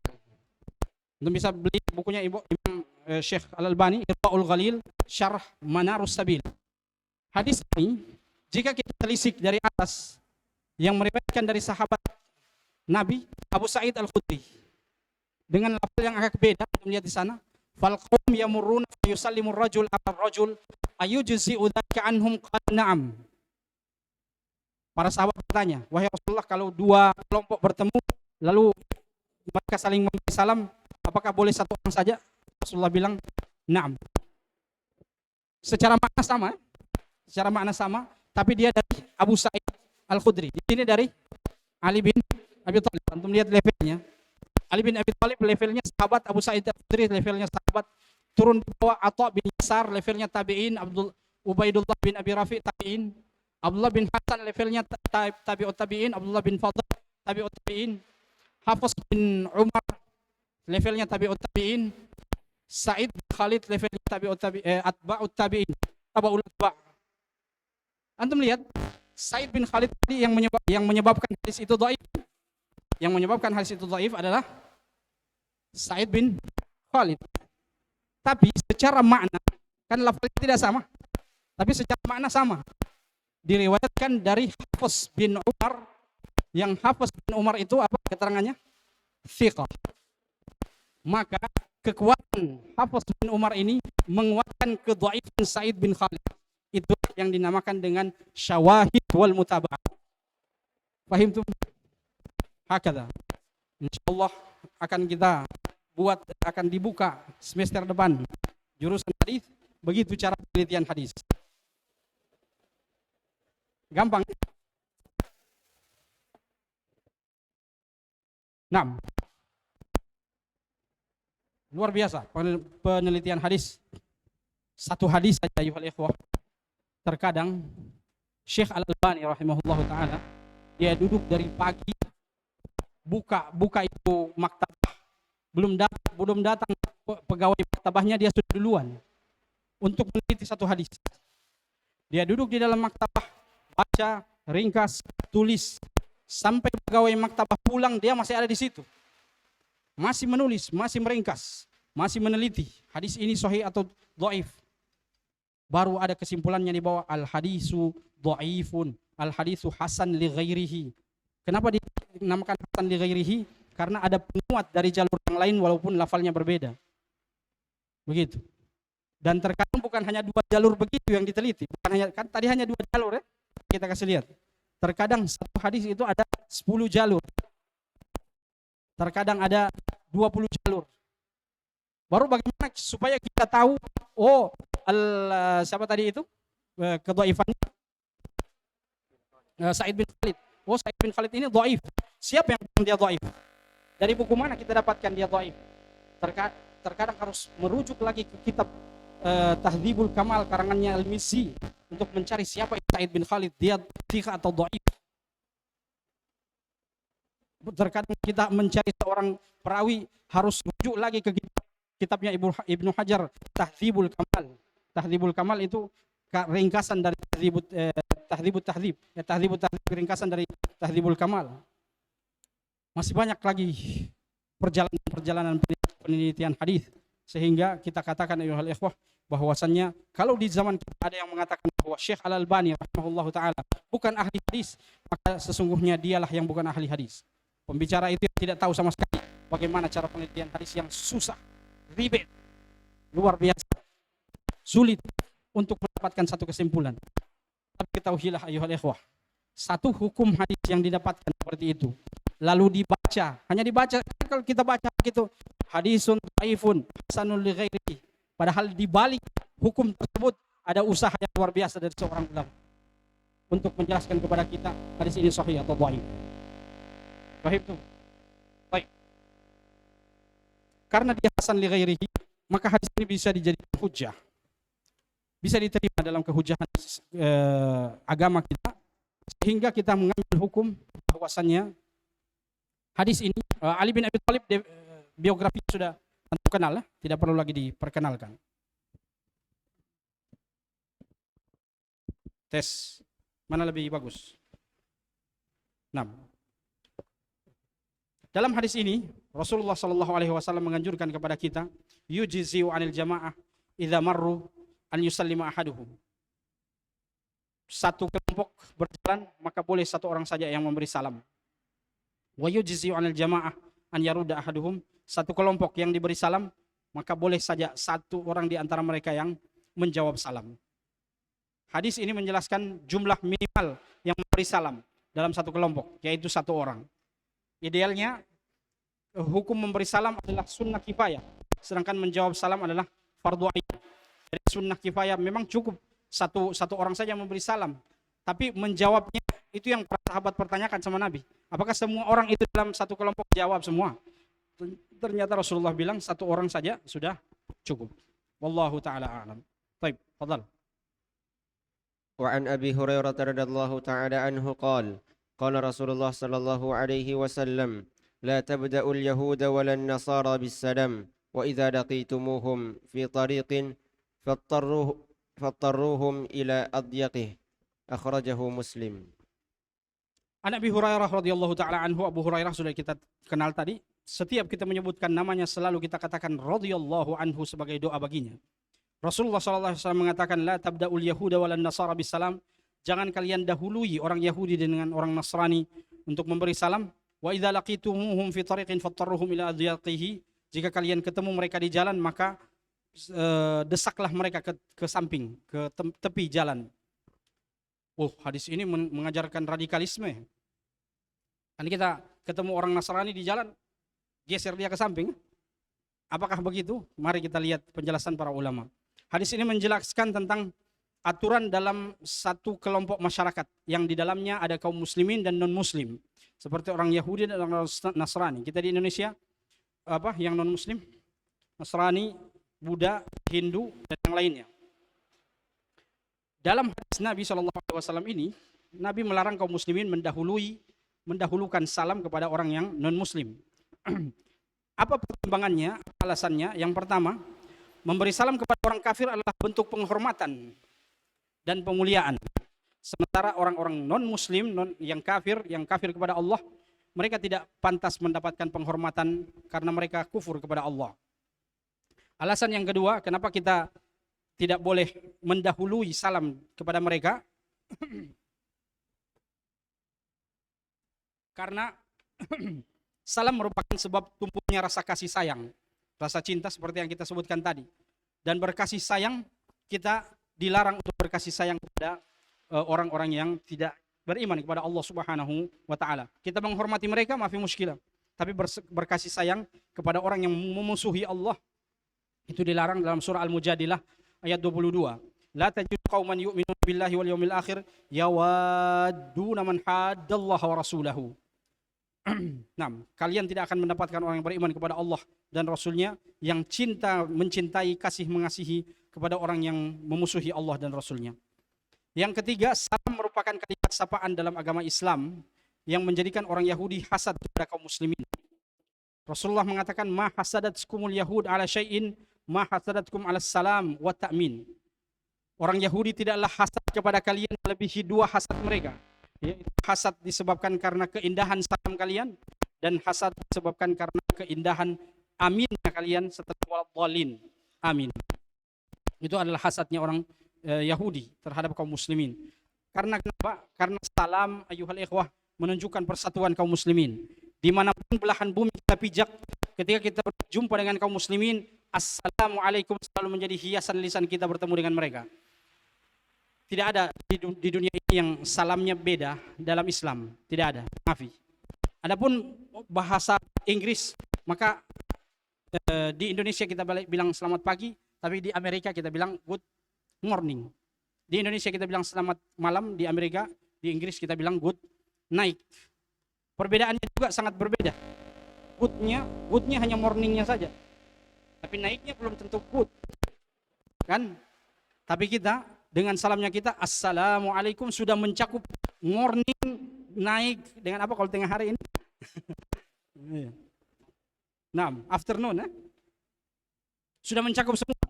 Bahkan dengan assalamualaikum warahmatullahi wabarakatuh, kata para ulama, orang yang mengucapkan salam dia seakan-akan menyampaikan kepada saudaranya, wahai saudaraku, aku menjamin keselamatanmu, tidak akan aku ganggu selama hidupmu sampai kita bertemu di surga Allah Subhanahu wa taala. Dimensinya bukan hanya dimensi dunia, dimensi akhirat itu salam. Tapi salam selain orang Islam, apalagi itu yang biasa kita dengar pejabat-pejabat kita bilang itu, selamat pagi, Om Santi Santo, baru apalagi itu? Apalagi yang terakhir itu? Iya, Om Swastiastu Namo Buddhaya. Maaf hada. Laisa fihi faidah. Baik. Bukan kita menghina budaya orang lain ya. Tapi kita hanya memperlihatkan bahwasannya salam kita adalah salam yang sangat sempurna. Sehingga orang-orang Yahudi hasadat kum yahudu ala hasadikum ala assalam wa ta'min. Baik. Larangan mendahului salam kepada orang-orang kafir tidak berarti larangan menjawab salam mereka. Kalau orang kafir memberi salam, maka boleh kita jawab salam mereka. Waalaikumsalam. Tapi ada satu bimbingan dari Nabi SAW ketika menjawab salam orang Yahudi di Madinah. Orang Yahudi mereka mempelintir salam dengan assam. Assalamu alaikum. Assam adalah keburukan, kecelakaan.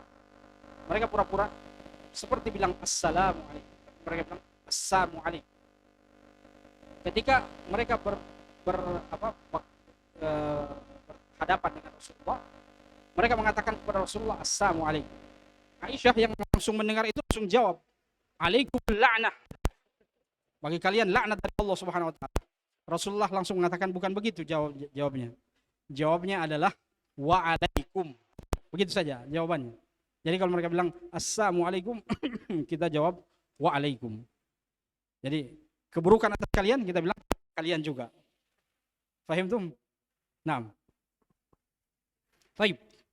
Jika ada orang kafir zimmi siapa? Dia adalah orang kafir yang hidup berdampingan dengan kaum mukminin, tidak mengganggu kaum mukminin. Dia hidup sama-sama dengan kita. Dan ini kebanyakan kita di Indonesia begitu. Kita macam mana di kampung istri di Morwali Utara, mayoritas non Muslim. Tetangga kita orang-orang non Muslim. Bab satu mereka liaran di tengah kita. Bab satu, bab dua, bab tiga. Tapi mereka tidak mengganggu kita. Mereka tidak mengganggu kita. Hidup berdampingan. Maka bagaimana jika orang kafir zimmi yang tidak mengganggu kaum muslimin memberi salam dengan salam yang sempurna, assalamualaikum. Karena mungkin mereka tidak tahu assalamualaikum, mungkin mereka tidak tahu. Maka bagaimana jawaban kita? Ibnu Qayyim al-Jauziyah mengatakan boleh menjawab salam mereka dengan salam yang baik juga, tapi tidak lebih daripada salam mereka. Misalnya mereka bilang assalamualaikum, kita hanya jawab waalaikumsalam tanpa menambah warahmatullahi wabarakatuh. Nah, sebagian ulama mazhab Syafi'i berpendapat bolehnya menyapa orang kafir zimmi dengan kalimat-kalimat yang sopan tanpa salam. Ini disebutkan oleh Imam Ibnu Taimiyah rahimahullah. Boleh ketika kita berjumpa dengan kafir zimmi, maksudnya mereka adalah tetangga-tetangga baik kita, diharapkan supaya mereka tertarik dengan Islam, dengan kebaikan akhlak kita.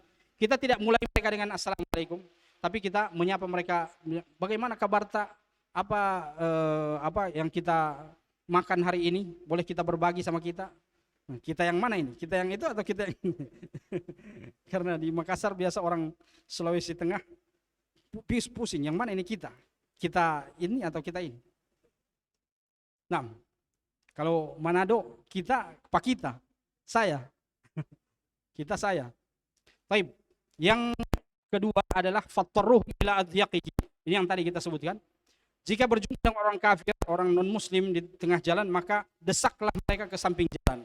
Apa tafsirannya? Tafsirannya, jika kalian berada di jalan yang padat dengan manusia, maka sebagai bentuk menampakkan kemuliaan Islam, hendaknya kalian mengambil jalan tengah yang lebih luas.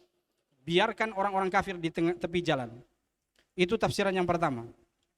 Tafsiran yang kedua, hal ini bisa dilakukan kepada kafir zimmi jika tidak ada mudarat yang kita pertimbangkan setelah itu. Misalnya kita bertemu dengan kafir zimmi di tengah jalan, jalan tidak padat, lalu kita dorong dia ke samping. Ada mudaratnya tidak? Ada mudaratnya. Suka dengan akhlak Islam, dia akan mengklaim itu sebagai ajaran Islam yang tidak baik, maka akan ada mudarat kepada Islam. Jika ada mudaratnya, maka hal itu tidak boleh dilakukan. Wallahu taala a'lam. Hadis nomor 10.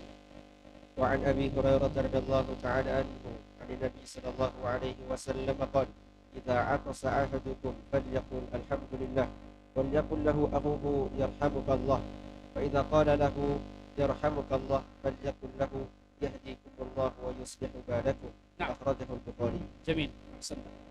Kita sampai jam berapa? Azannya jam berapa? Pada waktu antum siap-siap ambil wudu, mandi.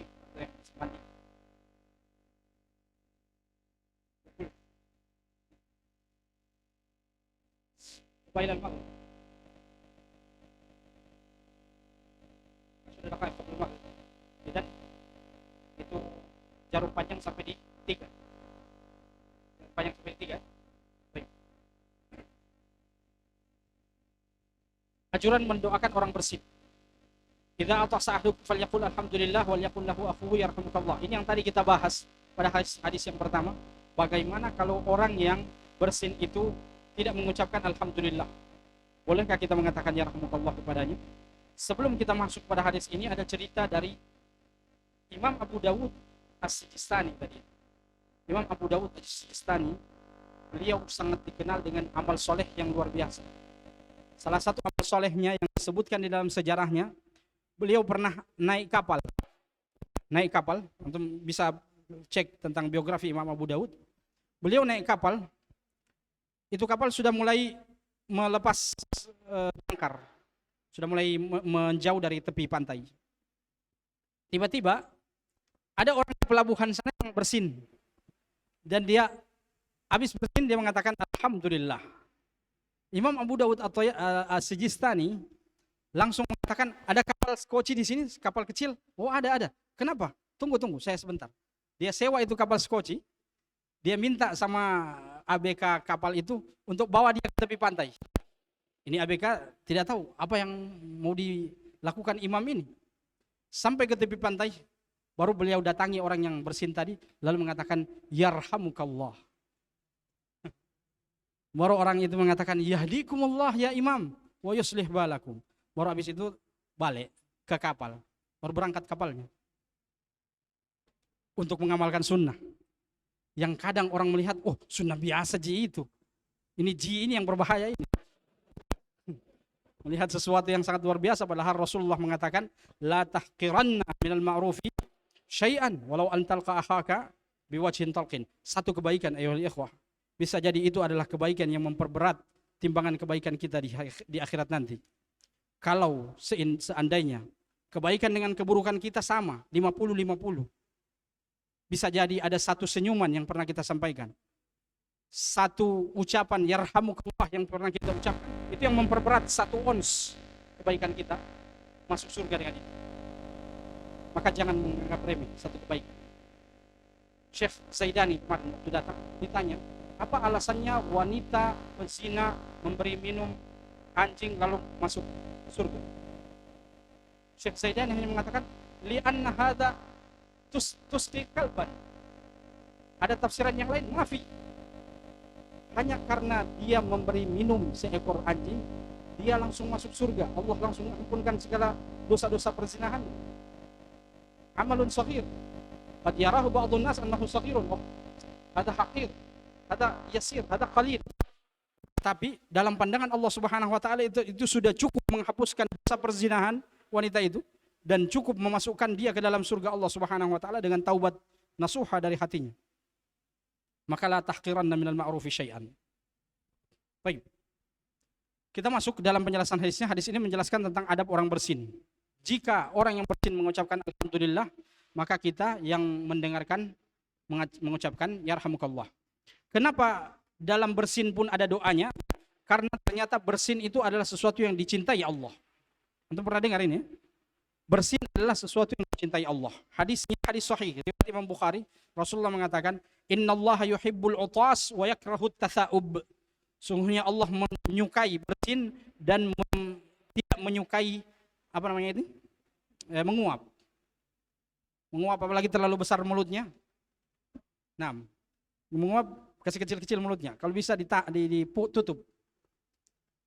Maka bersin adalah sesuatu perbuatan yang Allah sukai karena di dalamnya, makannya di dalamnya dianjurkan dengan doa-doa yang kita dengarkan tadi. Dalam Sahih Muslim, Imam Nawawi mengatakan bahwasannya orang yang bersin boleh saja mengucapkan alhamdulillah, boleh mengucapkan alhamdulillahi rabbil alamin, boleh mengucapkan alhamdulillahi ala kulli hal. Jadi boleh tiga itu. Boleh alhamdulillah saja, boleh alhamdulillahi rabbil alamin, boleh alhamdulillahi ala kulli halin. Selanjutnya, jika orang bersin tidak mengucapkan alhamdulillah, maka tidak wajib bagi orang yang mendengarkannya untuk mendoakannya yarhamukallah. Hal ini telah dituliskan oleh Imam Bukhari dalam kitab sahihnya, bab la yusyammatul atis idza lam yahmadillah. Bab tidak dianjurkan kita mengucapkan yarhamukallah kepada orang yang tidak mengucapkan alhamdulillah. Ini disebutkan Imam Bukhari dan Imam Muslim. Jika orang muslim yang bersin dan dia mengucapkan alhamdulillah, maka hendaknya kita mengucapkan yarhamukallah. Namun jika orang bersin itu orang kafir, dia mengucapkan alhamdulillah, maka doa untuknya, doa untuk orang kafir itu adalah yahdikumullah, bukan yarhamukallah. Karena yarhamukallah adalah doa kasih sayang. Semoga Allah mengasihimu. Sementara orang kafir tidak akan dikasihi Allah Subhanahu wa taala, maka kita doakan dia yahdikumullah wa yuslihu balakum. Yahdikumullah wa yuslihu balakum. Berarti kita loncat langsung bagian terakhir. Dia mengucapkan alhamdulillah, langsung kita bilang yahdikumullah wa yuslihu balakum. Semoga Allah memberikanmu hidayah. Hal ini berdasarkan hadis riwayat Imam Bukhari dalam Al-Adabul Mufrad. Rasulullah mengatakan, Abu Musa Al-Asy'ari mengatakan, kana al-yahudu yata'atasuna 'inda Nabi sallallahu alaihi wasallam. Dahulu orang Yahudi sengaja pura-pura bersin di hadapan Nabi sallallahu alaihi wasallam. Raja'an yaqula lahum, dengan harapan dia bisa mengatakan yarhamukumullah.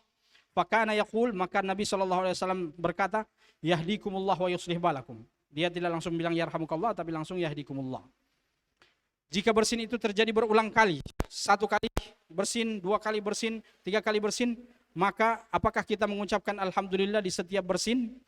Hadis riwayat Imam Bukhari dalam Al-Adabul Mufrad, an Abi Hurairah radhiyallahu anhu qala, syammit akhaka thalathan.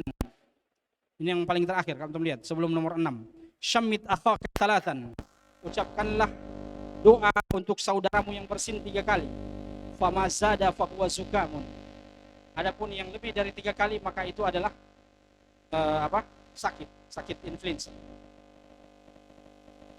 Dalam hadis lain, Rasulullah mendengarkan orang yang bersin. Faqala yarhamukallah, lalu Rasulullah doakan yarhamukallah. Tsumma atasa ukhra, lalu kesekian kalinya dia bersin lagi. Rasulullah mengatakan hada mazkumun, rawahu Muslim. Nah, jadi batasnya 3 kali. Kalau lebih dari 3 kali, maka kita mengatakan hada mazkum, atau ini bersin yang sudah sakit. Dianjurkan bagi orang bersin untuk menutup mulutnya dengan sesuatu agar orang lain tidak terganggu. Ini hanya adab-adab dalam bersin. Masih ada? Baik, tetap. Hadis ke-11. Wa an Abi Hurairah radhiyallahu ta'ala anhu qala qala Rasulullah sallallahu alaihi wasallam la yashrabanna ahadukum qa'iman, akhrajahu Muslim. Syurbu qa'iman, larangan minum sambil berdiri. Hadis Abu Hurairah radhiyallahu anhu, Rasulullah mengatakan la yashrabanna, pakai nun tasydid, menunjukkan akan penekanan dalam larangan minum sambil berdiri.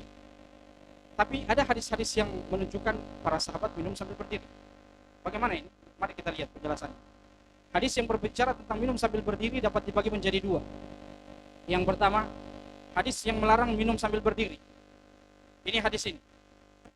Anin Anas bin Malik radhiyallahu anhu anin Nabi sallallahu alaihi wasallam annahu naha an yashraba ar-rajulu qa'iman. Qala Qatadah, faqulna, kami bertanya kepada Rasulullah, fal akal, Rasulullah, bagaimana kalau makan sambil berdiri? Faqala, maka Rasulullah bukan Rasulullah, Anas bin Malik menjawab, daka asyarru wa akhbath. Hal itu lebih buruk lagi. Maksudnya makan sambil berdiri itu lebih buruk lagi. Hadis yang kedua, Anas radhiyallahu anhu, Nabi sallallahu alaihi wasallam zajar anis syurbi qa'iman. Rasulullah melarang kami untuk minum sambil berdiri. Faqila li Anasin, ditanya kepada Anas, fal aklu, bagaimana kalau makan sambil berdiri? Qala dzaka asyad wa huwa syarr. Itu lebih buruk lagi. Dan hadis-hadis berikutnya Anda bisa lihat di papan. Hadis yang kedua adalah hadis-hadis yang membolehkan minum sambil berdiri. Lihat baik-baik. Ada hadis yang boleh minum sambil berdiri. Hadis yang pertama, an Ibnu Abbas radhiyallahu anhu maqala, saqaitu Rasulullah sallallahu alaihi wasallam min Zamzam fashaba wa huwa qa'imun, rawahul Bukhari wa Muslim. Hadis yang sahih. Aku memberi minum kepada Rasulullah dari air Zamzam. Rasulullah SAW ketika sampai di Makkah dan beliau dikhidmat oleh Anas bin Malik ketika apa? Ketika apa? Haji wada, haji perpisahan kan? Dan itu kondisinya banyak sekali manusia berdesak-desakan karena haji. Orang umur saja berdesak-desakan, apalagi haji. Maka kondisinya desak-desakan. Abdullah bin Abbas ambilkan air Zamzam untuk Nabi, dikasih sama Nabi, Nabi minum sambil berdiri. Mafhum hadza? Hadis yang kedua, Anin Nazal qala ata Aliun radhiyallahu anhu ala babir rahbah. Ali dari Nazal ini tabi'in. Beliau mengatakan Ali bin Abi Thalib datang kepada kami di babur rahbah. Fasyariba qa'iman. Siapa ini? Ali bin Abi Thalib, Khalifatul Rabi'ah. Dia minum sambil berdiri. Faqala inna nasan yaqdu ahaduhum an yashraba wa huwa qa'im. Ali bin Abi Thalib mengatakan sesungguhnya banyak manusia yang tidak suka minum sambil berdiri. Wa inni ra'aitu Nabiy sallallahu alaihi wasallam fa'ala kama ra'aitumuni fa'altu. Dan sesungguhnya aku telah melihat Rasulullah minum sambil berdiri, maka aku lakukan hari ini supaya kalian lihat sebagaimana aku melihat Rasul. Fahim tum? Haditsun sahihun rawahul Bukhari. An Waqi' Suddi, di bawahnya ini yang lebih parah lagi, makan sambil berdiri. An Ibnu Umar radhiyallahu anhu maqala, kunna ala ahdi Rasulillah sallallahu alaihi wasallam na'kul wa nahnu namshi wa nashrab wa nahnu qiyam. Rawahu Tirmidzi. Ibnu Umar mengatakan, kami dahulu di zaman Nabi sallallahu alaihi wasallam minum sambil namshi, makan. Na'kul wa namshi wa nashrab wa nahnu qiyam. Kita minum sambil berdiri. Bagaimana mengkompromikan antara dua hadis yang seakan-akan bertentangan. Tadi hadis yang pertama adalah hadis-hadis yang boleh minum sambil berdiri. Hadis yang kedua hadis larangan minum berdiri. Hadis yang kedua boleh sambil berdiri. Maka para imam mengkompromikan hadis-hadis ini. Yang pertama adalah Imam An-Nawawi rahimahullah ta'ala. Hukum minum sambil berdiri tidaklah makruh, kata Imam Nawawi. Para ulama memahami larangan tersebut itu dalam keadaan perjalanan. Menurut saya, kata Imam Nawawi, pendapat yang dikatakan ini berdasarkan pada penjelasan larangan dalam keadaan perjalanan, sebagaimana pendapat Ibnu Qutaibah dan Al-Mutawalli. Pendapat ulama lain dari ini. Namun pendapat yang kami pilih, ini pilihan dalam mazhab Syafi'i karena Imam Nawawi mewakili mazhab Syafi'i. Pendapat yang kami pilih adalah bahwa minum sambil berdiri tanpa uzur itu menyalahi sesuatu yang mulia dan utama. Jadi yang utama adalah minum sambil duduk. Minum sambil berdiri tanpa uzur, maka dia menyalahi sesuatu yang utama. Berdasarkan larangan pada hadis-hadis riwayat Imam Muslim. Adapun dua hadis dari Ali bin Abi Thalib dan Ibnu Abbas tadi yang kita baca. Ali bin Abi Thalib bilang, saya minum sambil berdiri supaya kalian lihat seperti yang kulihat. Bahwa Nabi pernah minum sambil berdiri, ini menjelaskan bahwa dalam kondisi tertentu minum sambil berdiri itu dibolehkan. Paham tum? Nah, dalam kondisi tertentu dan ada uzur. Nah, dan pendapat-pendapat ulama-ulama yang lain menjelaskan tentang hal yang sama, yaitu boleh minum sambil berdiri tapi dengan syarat ada uzur dan dalam kondisi tertentu, misalnya padat jalan, atau misalnya kita di tengah jalan ingin minum, maka tidak mengapa kita minum sambil berdiri.